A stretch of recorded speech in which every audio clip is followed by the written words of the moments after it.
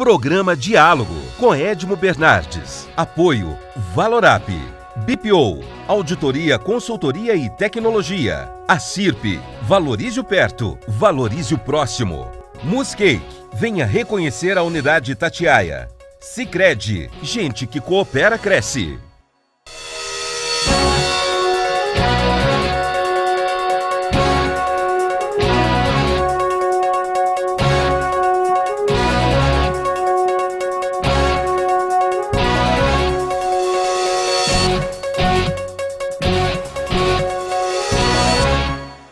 Olá, estamos iniciando mais um diálogo e tendo a honra de receber hoje Dr. Gustavo Loyola, ex-presidente do Banco Central por 2 vezes, doutor em economia pela FGV, para falar um pouco conosco, um pouco da economia, um pouco do papel do Banco Central. Obrigado, doutor Gustavo.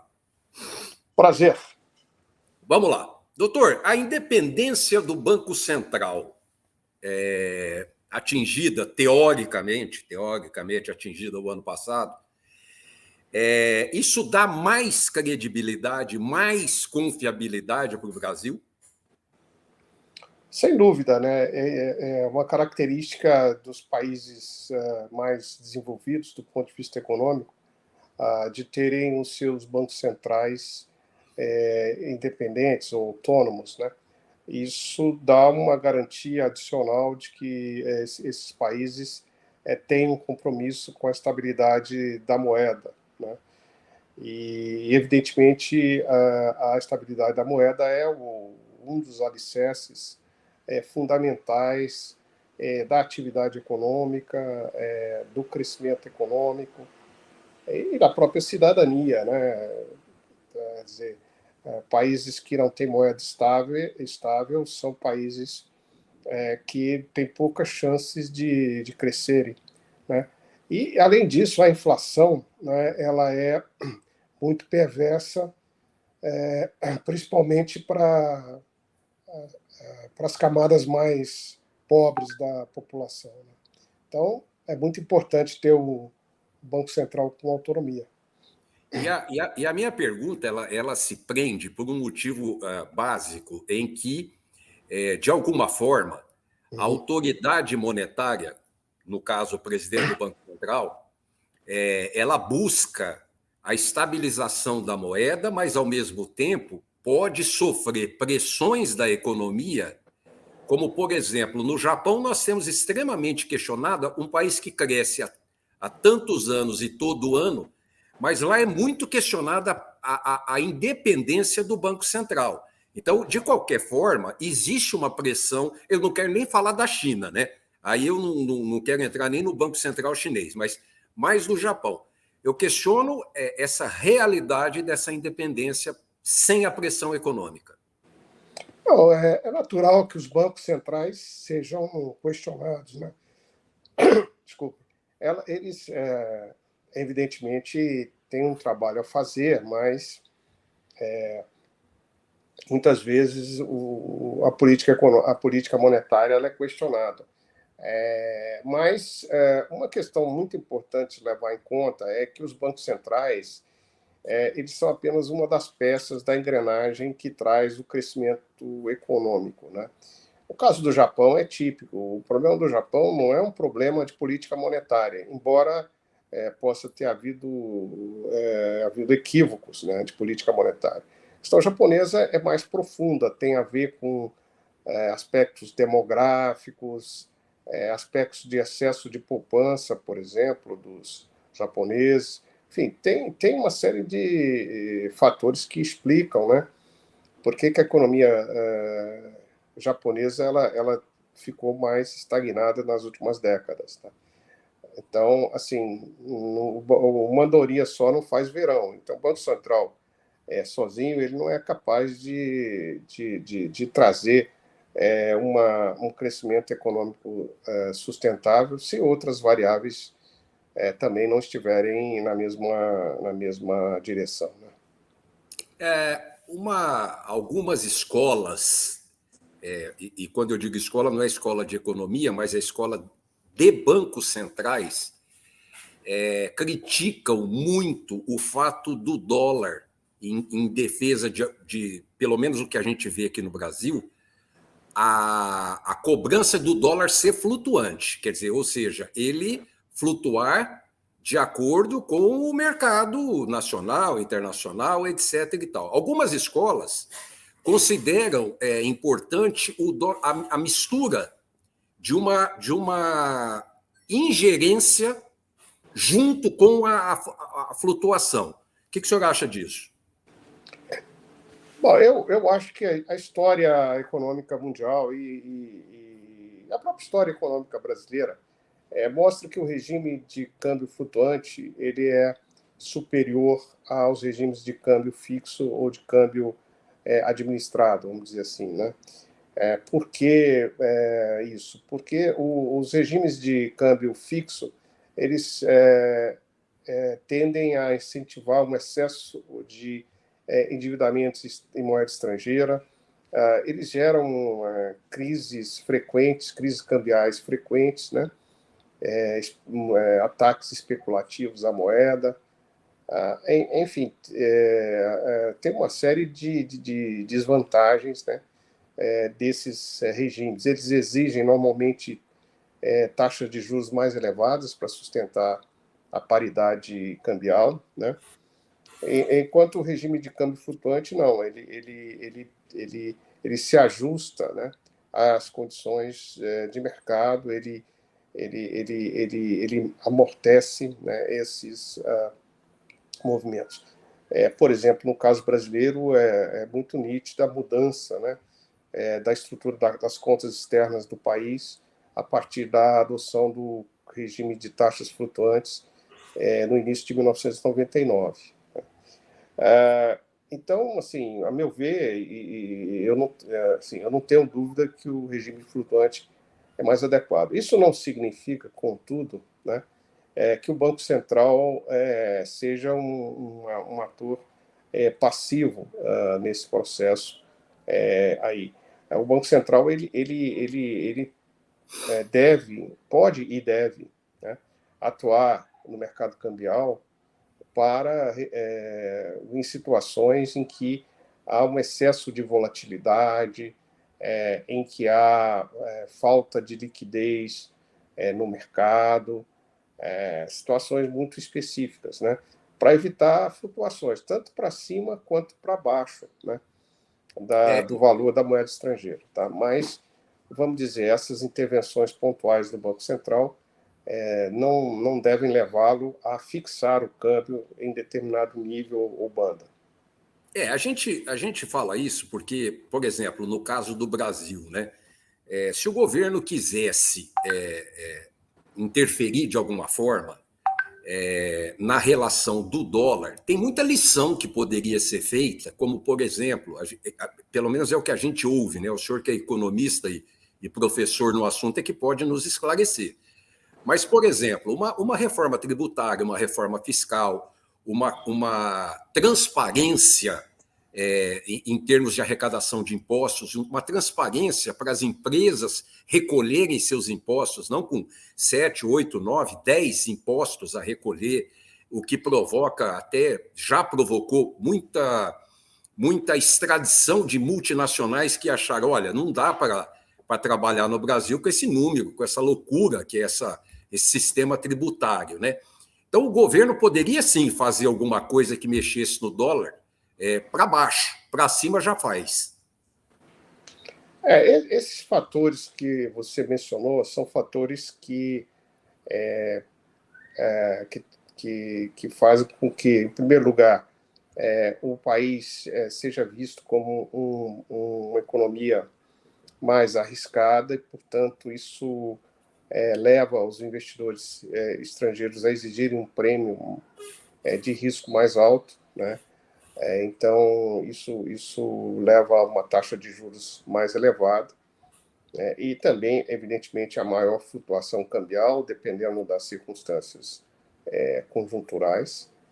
Mas mais importante do que isso até é que esses fatores aí eles interferem diretamente na produtividade da economia, né? Na capacidade da economia de crescer, né? E uma das explicações é exatamente pelo fato que o Brasil não tem tido um crescimento econômico sustentável e adequado nas últimas décadas, né? É exatamente esse, é o excesso de interferência burocrática sobre as empresas, uma carga tributária que não apenas é elevada, mas ela é ineficiente, ela gera muito trabalho inútil, né, por parte das empresas, gera muita incerteza, gera muita dúvida. Então, assim, é um sistema que traz distorções econômicas, né? Então, tem uma série de questões aí negativas associadas ao nosso regime tributário. Uma reforma tributária, a meu ver, ela é fundamental, entre outros fatores, para aumentar o crescimento da produtividade no país, né, para permitir o aumento da produtividade e, assim, desse modo, o aumento do crescimento econômico, né? Pode ser que o pontapé inicial, pelo menos no que diz respeito ao ICMS, né? Pode ser que o pontapé inicial em relação à equalização do ICMS em todos os estados, mesmo que seja alto, mas que tenha uma taxa só, pode ser o pontapé inicial para se fazer dessa reforma tributária, porque eu creio que o ICMS talvez seja o ponto mais difícil de se conseguir acordo, né? Sem dúvida, o grande problema é o ICMS. E a questão não é só das alíquotas, é que os regimes tributários são distintos. Cada estado tem o seu código tributário, tem suas regras tributárias, tem os seus incentivos fiscais. Enfim, então, a empresa que atua no âmbito nacional, ela precisa entender a legislação tributária de 27 estados e do Distrito Federal, além dos municípios e do governo federal. Então, é um inferno tributário. Então, o que é o recomendável é que nós tivéssemos, né, um imposto sobre valor agregado nacional, né, assim, de âmbito nacional, com as mesmas regras e alíquotas, tá? Em que o contribuinte ele recolhesse esse imposto de uma só maneira, né, através de um só canal, e esse imposto ser dividido entre os estados e municípios de acordo com regras estabelecidas pelo Congresso, né, pelo Senado, principalmente. Então, assim, ou estabelecidas constitucionalmente, mas tendo do ponto de vista do contribuinte, uma visão única. Quer dizer, o contribuinte ele está recolhendo o imposto de valor agregado, não importa se seja em São Paulo, no Rio, em Brasília, no Amazonas, em Goiás, enfim, qualquer lugar, né, em que ele faça negócio. Na realidade, o ideal é que os impostos não vamos dizer, sejam diferentes do ponto de vista das empresas. Quer dizer, as empresas não escolherem o lugar onde vão produzir ou onde vão vender por razões tributárias, né? Mas sim por razões mais ligadas à dinâmica dos mercados, né? A existência de condições ali de produção melhor, existência de mercados, etc. Eu vou chamar um intervalo rapidinho, daqui a pouquinho estamos de volta. Até já!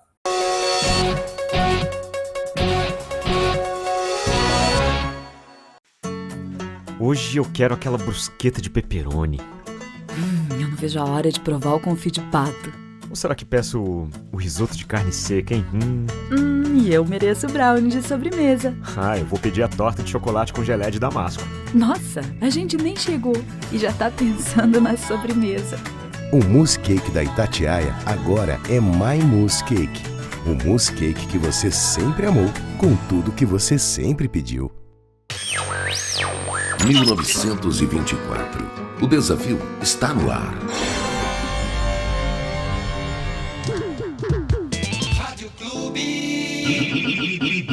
Confiança total.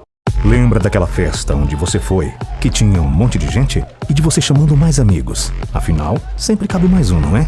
Você também se lembra que, depois da festa, teve beijos nos pais, nos avós e abraços nos amigos? Pois é, um deles está agora na fila do hospital esperando uma vaga. Falta de ar. Valeu a pena? 3 ou 4 horas de diversão para colocar em risco a vida de uma pessoa? Tome cuidado, porque assim como o vírus, arrependimento também mata.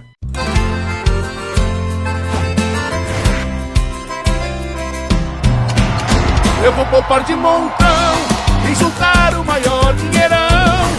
Promoção Poupança Premiada Sicredi. A sua economia pode virar um dinheirão. Eu vou poupar de montão e aproveitar a maior promoção. Posso até ganhar mais de 1 milhão. É Sicredi. Quanto mais poupar, mais chances de ganhar. É poupança.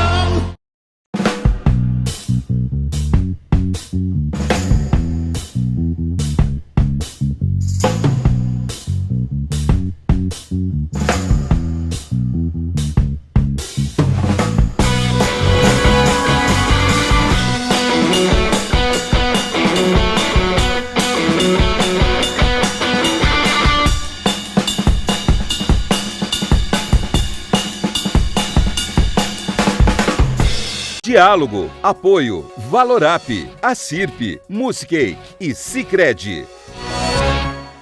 Estamos de volta e estamos recebendo o economista e doutor em economia, ex-presidente do Banco Central, Gustavo Loyola, que nos esclarece uma série de informações. Doutor, taxa de juros, né? Para o tomador de dinheiro, ela é perversa, né? Quer dizer, a gente passa aí o ciclo, seja por guerra, seja por Covid, ou por má administração, por quebrar o teto, qualquer outra coisa que gere inflação, o Banco Central tem que reajustar a Selic, e para o tomador de imposto isso é um veneno, né, doutor? A taxa de juros é o instrumento através do qual o Banco Central atua sobre a demanda agregada, né, na economia, se atua sobre a economia, e com isso ele busca adequar a inflação, reduzir a inflação às metas estabelecidas, né? É um remédio amargo, não resta dúvida, né? Não resta dúvida. Mas a doença é pior, né? Então, o que o país tem que fazer é evitar, né, esses surtos inflacionários. Por exemplo, muito deste surto inflacionário que atinge o Brasil e que vem lá desde o ano passado tem a ver com uma má administração da política fiscal, né? Não apenas pelo governo, pelo Poder Executivo, mas também medidas no âmbito do Congresso, né? Então, essa falta de disciplina fiscal, ela prejudicou ao desvalorizar a moeda brasileira e piorar as condições inflacionárias, tá? Não foi o único motivo, sem dúvida, mas contribuiu. Então, assim, a inflação, ela é uma doença, né, que prejudica muito mais do que o remédio, mas não significa que as taxas de juros realmente não sejam, a elevação dos juros não tenha efeitos mais negativos sobre a atividade econômica, né? E a necessidade é real, inclusive, em função disso. Eu falei com o Felipe Salto, do Instituto Financeiro do Independente. Ele deu um número assustador, né? Em 2017, ele estimava que cada ponto a mais na inflação, da Selic, significava 30 bilhões a mais de gasto do governo. 5 anos depois, em 2022, ele acha que dobrou 60 bi a cada pontinho a mais que se aumenta a Selic. Quer dizer, continuamos tendo remédio amargo, mas necessário. Sem dúvida. Uma das consequências negativas da elevação dos juros é o aumento do pagamento de juros pelo governo, pelo Tesouro, né? Os devedores, todos eles sofrem, né? Tem aumento dos seus encargos por causa da elevação da Selic. Por isso que é preciso ter uma administração fiscal,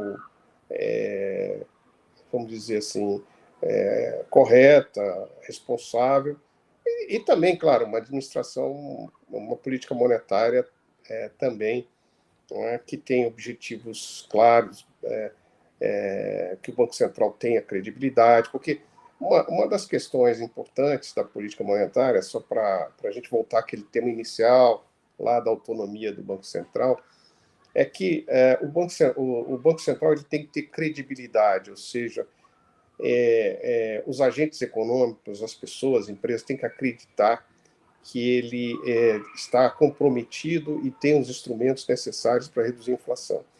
E quando isso acontece, a dose dos juros para derrubar a inflação é menor, porque as próprias expectativas dos agentes econômicos acabam levando a inflação a cair, né? Porque, vamos dizer assim, as empresas, por exemplo, não são estimuladas a aumentar os seus preços por causa de uma inflação esperada maior no futuro.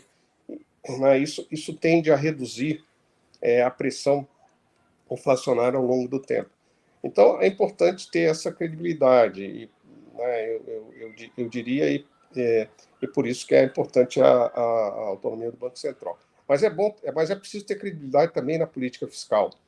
É por isso que essas medidas, que, por exemplo, desrespeitam o teto de gasto, que desrespeitam a lei de responsabilidade fiscal e tal, elas têm um efeito negativo sobre as expectativas, né?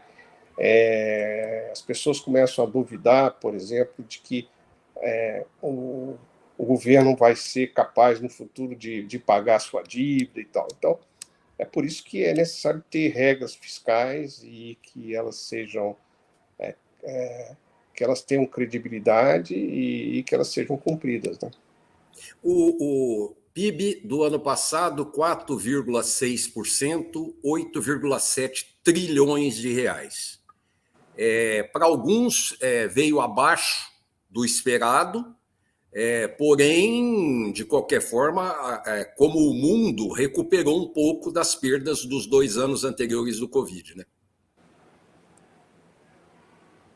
Houve uma recuperação na medida em que a economia voltou a funcionar, né? As economias voltaram a funcionar e o surto da Covid foi não eliminado, mas reduzido, né?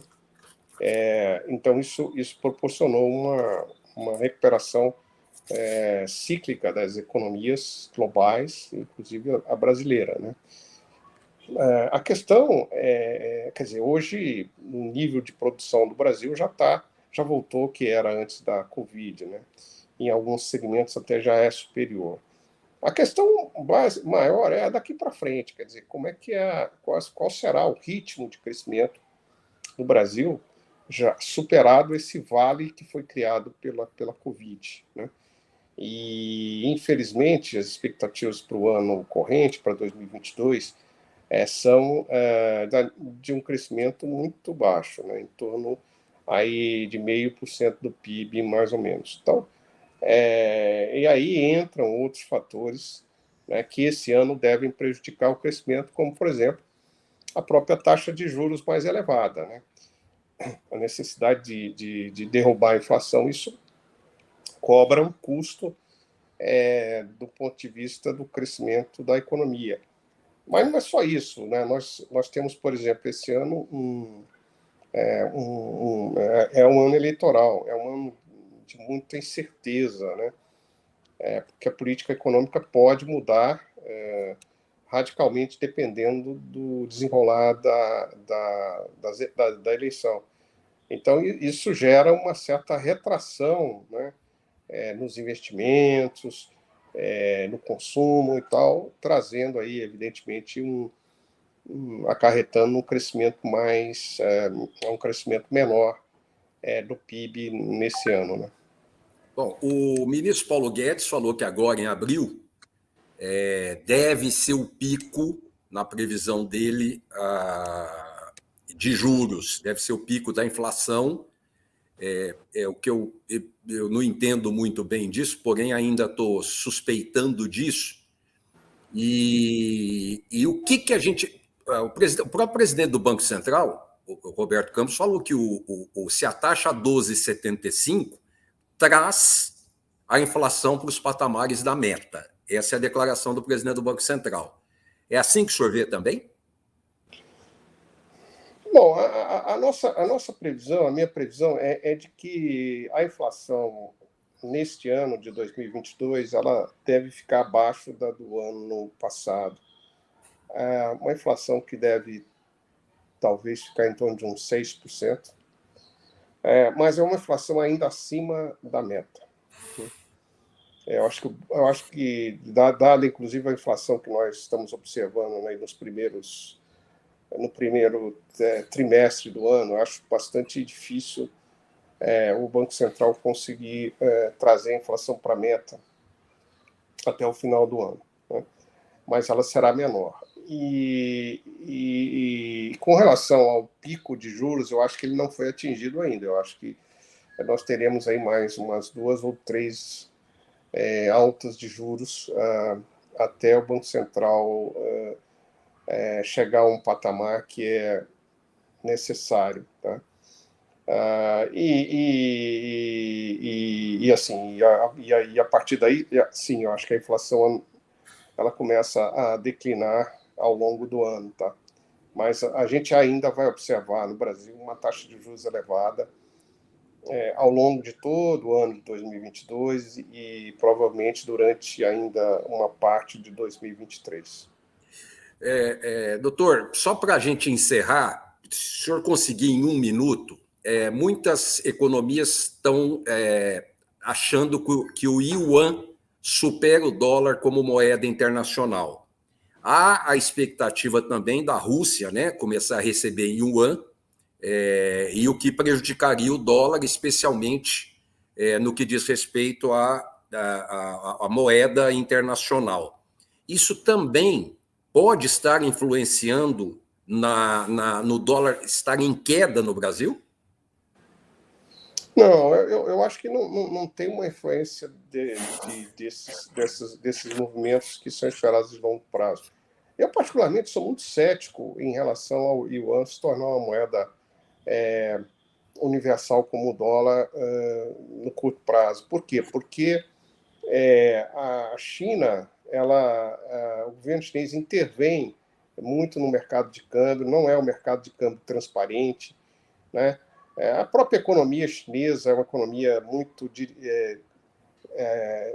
tem muita interferência do Estado. O regime na China não pode ser chamado de democrático. Acho muito difícil a China ter uma moeda que tenha a mesma credibilidade do que o dólar. É claro que a utilização do yuan vai aumentar por razões óbvias, né? O aumento do tamanho da China ou da participação da economia chinesa na economia global, etc. Mas eu acho que o dólar ainda vai ficar muito tempo como sendo a principal moeda de reserva das economias globais, né? Da economia global. Quero agradecer enormemente a sua gentileza, nos ajudar, e trouxe muita luz aqui para a gente. Espero poder contar com o senhor numa outra oportunidade. Foi um grande prazer conversar com vocês. Pessoal, semana que vem estaremos de volta. Até lá! Programa Diálogo com Edmo Bernardes. Apoio Valorap, BPO, Auditoria, Consultoria e Tecnologia. A CIRP, Valorize o Perto, Valorize o Próximo. Muscake, venha reconhecer a unidade Itatiaia. Sicredi, gente que coopera cresce.